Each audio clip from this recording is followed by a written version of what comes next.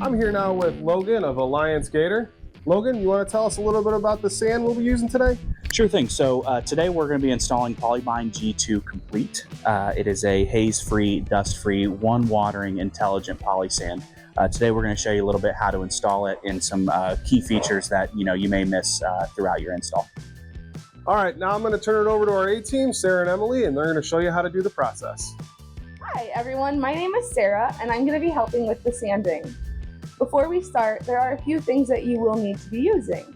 PPE is always recommended. Although this is a dust-free sand and OSHA compliant, it's not a bad idea to wear some gloves and eye protection.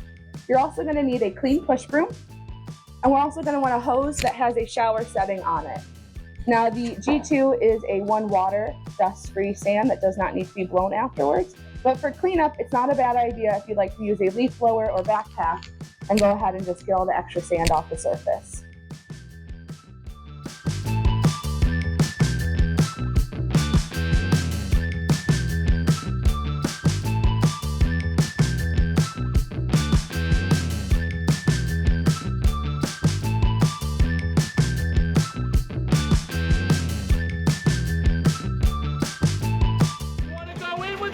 This is not necessarily a required step, but it is key to keeping a clean job site.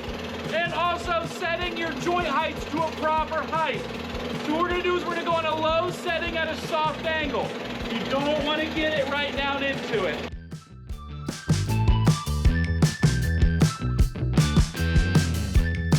So one key step that we didn't get on today's video that is a very important step is compaction. So it's important to compact your pavers after you've sanded.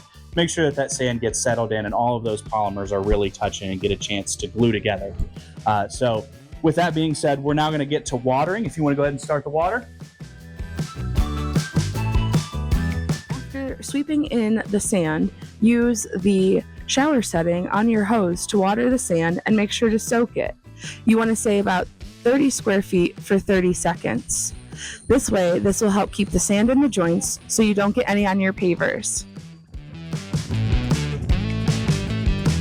Want to see while watering is this white foam. So the white foam coming out is actually called surfactant. What it is basically is it's a lubricant that's going to allow water to penetrate the sand a little deeper.